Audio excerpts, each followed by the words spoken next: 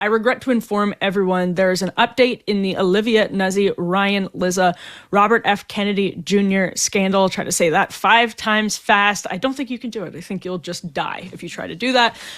But boy, Ryan Lizza keeps publishing these dishy Substacks of his recollection about what happened. He's trying to frame these.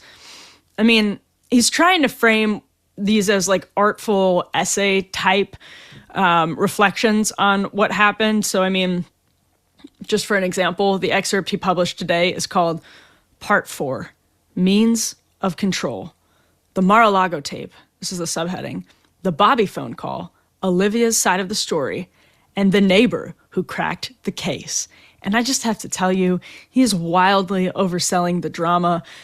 He left his last installment off with a little bit of a cliffhanger, implying that he had some really juicy information about the shooting of Donald Trump in Butler. And it just sort of, it all comes down to, read the post if you must. I think it's paywalled, but it's probably not even worth getting beyond the paywall. This is, of course, if you've been out of the loop, God bless you. But we're talking about Ryan Lizza and Olivia Nuzzi, two very high-profile writers for mainstream Washington publications, very, very big in Washington journalism world, until it came to light that Olivia Nuzzi had at least claimed she was having an affair with Robert F. Kennedy Jr. that was apparently never physical. He denied that it was ever requited, and that it was very much unrequited was his side of the story. Nuzzi is publishing a book called American Canto, and Lizza, who is much older, is now responding by airing all of her dirty laundry in the least masculine act of journalism, and that is a low bar we've ever seen in this country, arguably. And so this is happening on Lizza's Substack. We're waiting for the Nuzzi book so that everyone can read it. And by everyone, I mean all 1,000 journalists in Washington, D.C. can read it. Now, Lizza's quote running list of what Nuzzi described about the things she learned about Robert F. Kennedy Jr., who of course is currently our Health and Human Service Secretary. Ryan Lizza says Olivia had wormed inside his brain. They were engaged and living together until he found out first she was sleeping with Mark Sanford. Then he found out later she was cheating on him with Robert F. Kennedy Jr., and he breaks off their engagement. He's got kids, by the way. This whole thing is extremely sad and messy, and I think the more we hear from both sides of the story, the more it becomes very clear that Olivia Nuzzi is not well, and we certainly hope she gets better, because this is gnarly. But some of what Olivia described to Lizza, he now enumerated in a list in his new Substack post. Brace yourself. Kennedy has a pregnancy fetish. Moving right along, because we needn't dwell. Kennedy, quote, doesn't actually believe a lot of the anti-vax stuff, which is actually the weirdest part. According to Lizza, this never made sense to me, as the anti-vax stuff seems to be the one thing he does actually believe, but Olivia's implication was that he just used it to appeal to a highly motivated political constituency to energize his campaign. Kennedy's aides believed he was using drugs again, and Kennedy confessed to Olivia he was using ketamine. Olivia apparently confessed that she was using Adderall, by the way. Kennedy explained how the testosterone he takes, had transformed his body. Kennedy told her that his phone had been hacked at some point in 2024, yet he was shockingly cavalier about it and made few changes to how he and Olivia communicated. Olivia believed Kennedy was a sex addict, that he was having multiple affairs. Olivia believed Kennedy had recently cut off contact with her because she was no longer useful to him as somebody who gathered political intelligence. Olivia told me that she feared Kennedy would kill her if he thought she betrayed him, and she assured him she would never do so. Olivia explained that Kennedy had told her he wanted to bind, subdue, possess, and discipline her, and that these sexual proclivities for bondage and total submission carried over for us, a relationship. All right, I'm just going to stop right there. We don't need more details about these alleged fetishes. I will say these are Nuzzi's claims to Lizza. These are Lizza's claims about Nuzzi's claims to Lizza. Can we follow that? So obviously take it with a massive grain of salt, but this very nasty story is starting to expose some potential political questions. So Kennedy's saying he doesn't believe a lot of the anti-vax stuff. You can bet that's going to be asked as a question to him going forward. It means that could be part of her memoir, which apparently doesn't refer to him by name, just alludes to him by talking about brainworms and other things of that nature. If he is on ketamine as HHS Secretary, I'm sure he'll have to explain that.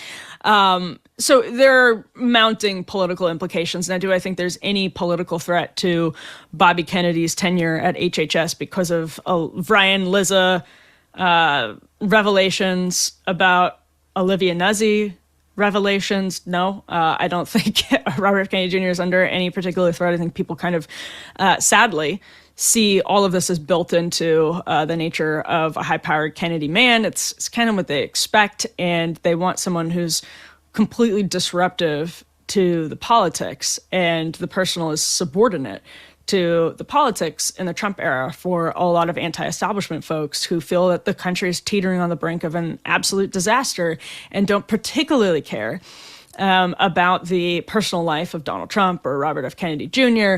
Now, if Nuzzi and then Lizza, as an extension of Nuzzi, start to raise political questions, they will have to be answered. They will matter. They will go into the books as part of the story. But I don't think they're a genuine threat to him at the helm of HHS. There are probably other threats that are more serious, and they have nothing to do with his personal life when it comes to his position at HHS. So I'm so tired of the story. At the same time, I'm not really tired of the story. I kind of wish that I wasn't reading the Substacks because, I mean, it's so dark.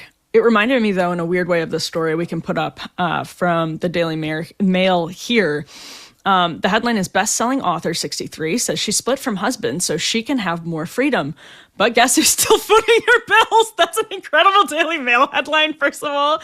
I mean, they are just the best in the business.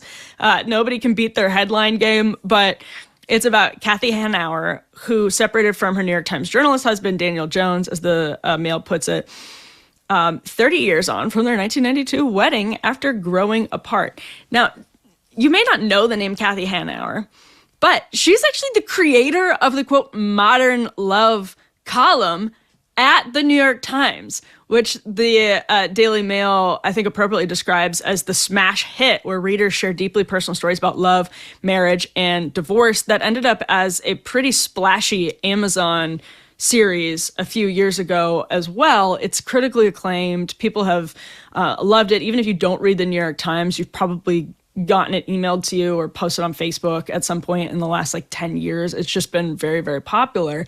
And the way that this reminds me of Nuzzi, Lizza, Kennedy is just so many of the people who are talking to you about how you should live your life and asking for power over how you should live your life are projecting, constantly projecting, because they have so many of their own personal problems that maybe they're ashamed of or they're trying to justify. And I think that's what it is a lot of times, people trying to rationalize their own personal failures with political explanations or with personal explanations that they spin into virtues.